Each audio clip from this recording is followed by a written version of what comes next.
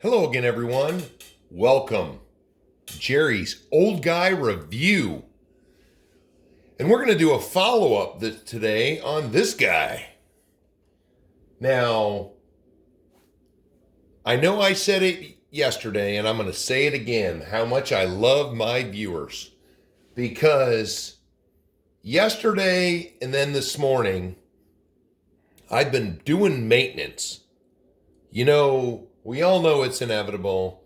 And when you have a few like I do, you gotta pull some maintenance. And the Cross Beast 2 was on the list. Not the Cross, my bad. I keep calling it a Cross. The RC 4-wheel drive Beast 2 was on the list. The Cross HC6 was on the list. The Element Enduro Sendero was on the list. And this truck was on the list for one reason.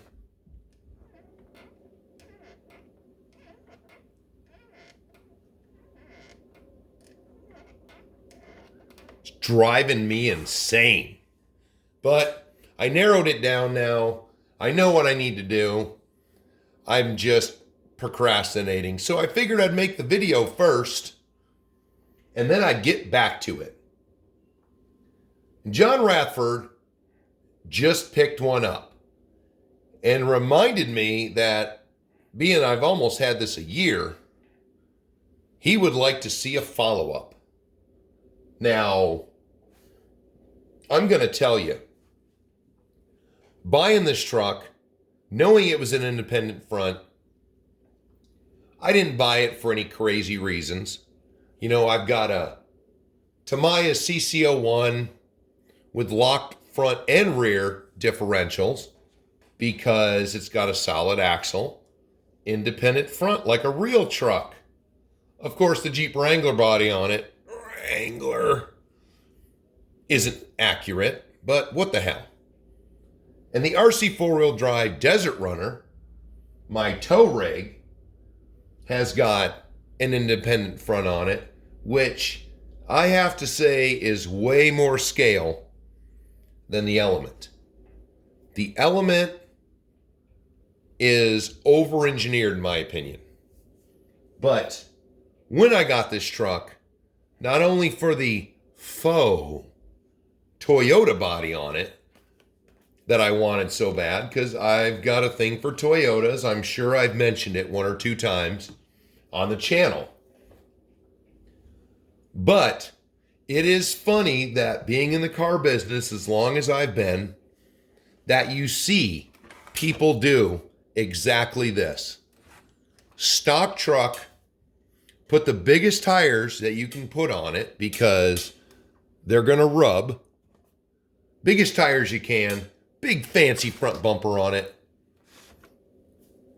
Snorkel, fancy stickers on it. This is exactly what people in real life do. And that was part of the tickle my fancy with this truck and all the doodads that come on it. Because you know how I am with doodads. It's about my favorite thing.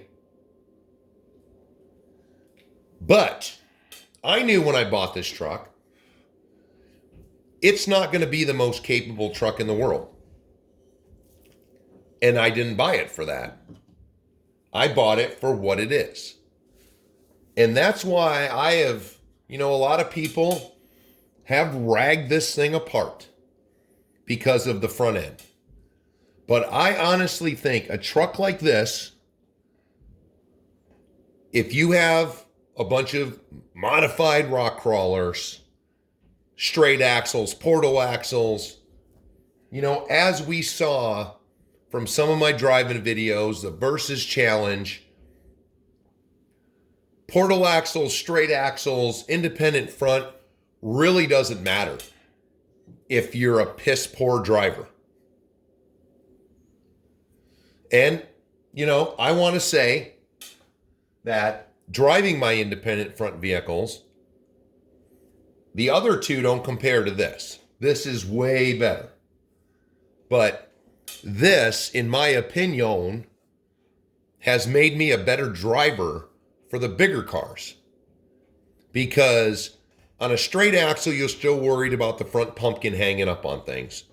And what do? You put bigger tires on it. Well, you're limited if you want to have scale on this one about how big a tire you can put on it. So this teaches you to drive with this big honking front end, because this is actually way bigger than any front pumpkin you're going to have. So you're going to have to try to pick lines that give you the best clearance here. So as we saw with the Versus Challenge and whatnot, even a portal axle can get hung up if you pick a bad line. So honestly, if you want to eventually become, an excellent modified crawler driver, this is the way to go. But I'm going to say that the biggest joy of this truck is also its biggest downfall, and that is that independent front. When Element made this truck, in my opinion, they over-engineered it. So I think it could be shaved down a bit. Put some longer A-arms on it, make it a little less heavy duty, and you might free up some more space up here. I mean, we'll get the body off in a minute. But I want to cover the body before we do that. But yesterday, I took it out. It's only been on parts of the new crawler course as it's in construction. So I took this out and ran 2 batteries through it yesterday because I got the squeak taken care of overnight. I know what I have to do, and we'll cover that. Because this vehicle, if you don't want to be annoyed by such things, it's going to require extra maintenance. So, as it sits, I went through 1 battery in it and was just like, I was having so much fun because I was picking bad lines at first, and then I started picking better lines, and suddenly the truck was going further and further and further. These tires, these general grabbers they put on here are psyched really good. They could be softer. They're not vented. So, I could do the same thing I did with the Sendero and just drill some holes in the rim and vent them, and they might be a whole lot better.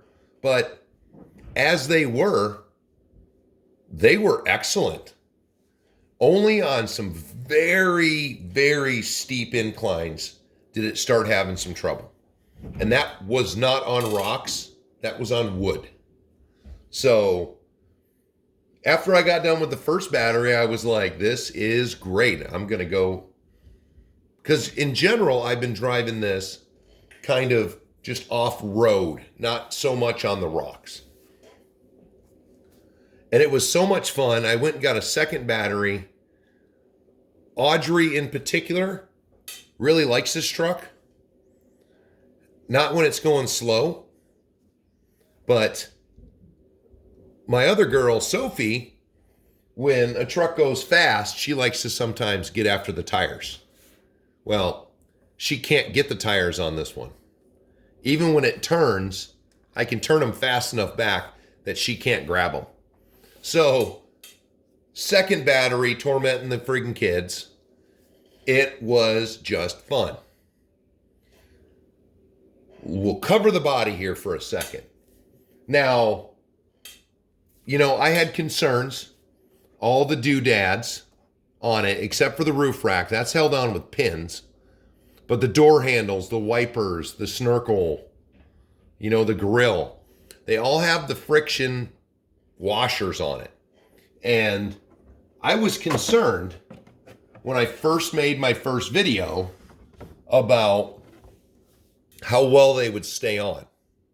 Now you can see them all. And I'm happy to report, other than yanking this off one time, this rear plasticky piece, whatever it is. I ripped this off one time, but I managed, everything was there. So I picked it all up and I'm pushing on them now tight. So, especially once they got dirty, these ones that are dirty, you push on them just to feel if they're tight or not, and they are on there. So even the door handle parts, friction, they're just pushed on, but they've stayed on. And Audrey has the new thing that this truck in particular moves too slow for. So she's boinking it on the back end all the time to push it along. Or she goes up front and tries to pull it by the brush guard. So this piece, you know, I was worried about it coming off. She has boinked this whole rear end. I've pulled this out, or once I pulled it off the first time, it hasn't pulled off since. It catches on rocks and things, and you can hear when it catches. But it stayed on. Other than this plastic right here, there's no weight or anything up top. For some reason, it just decided to bow on its own. But this little body, you know, with all the doodads on it, even with the tires rubbing, these fender wells, nothing. So that has been excellent. And I got that body for those details, so I don't want to have to take them off. So it was good to see that nothing transpired with those. The body's staying strong. Now, we get to the chassis. And my only gripe with these chassis are, we might want to use this body, which, you know, I would want to use this body. Say I want to put some bigger tires or something on this truck. I cannot use this body because I'm limited by the body posts. So the front ones, I have some extra teeth still. I can go up, I think, two. I can go up 2 more teeth on the fronts. The rear is maxed out. I can't go anywhere with that. And I've got a lot of these body posts, but everybody makes their curves a little bit different for the width. And a lot of companies make this shorter, you know, so you're limited to, you know, smaller bodies. Now, if I want to keep this, I'd want to keep this body because that was part of the reason I bought it. You know, I went and looked. I didn't see any extra body options. So if I want to get a body that works with this, I'm going to have to cut that body out to make the bigger tires work. Also, this slider. The slider is grooved just like a Traxxas. So when you put the body on, it's in this groove. The body is not as flimsy as a Lexan body usually is. Well, give us some options to raise these things. At least the Traxxas goes in on top. So I was able to put a bunch of washers in my Land Rover so I could raise that up a bit. But this one's on the bottom. So I'm limited. You can't really raise it up. I mean, you could possibly just bolt it in up top, but then you'd have to cut this lip off to make it sit flush.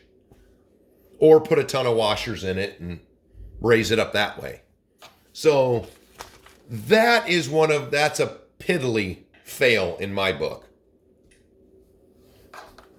The other one is the most fun part of the truck is this front end. I mean, this front end is beefy. But being the way they engineered this, you've got this big hump that sticks down, which, you know, there's no protection on the back for the drive shaft. So we don't really need it for protection. It's just support to hold this front end together. And, you know, I couldn't take it off because it's structural. You know, and this hangs up a lot. I'm trying to look.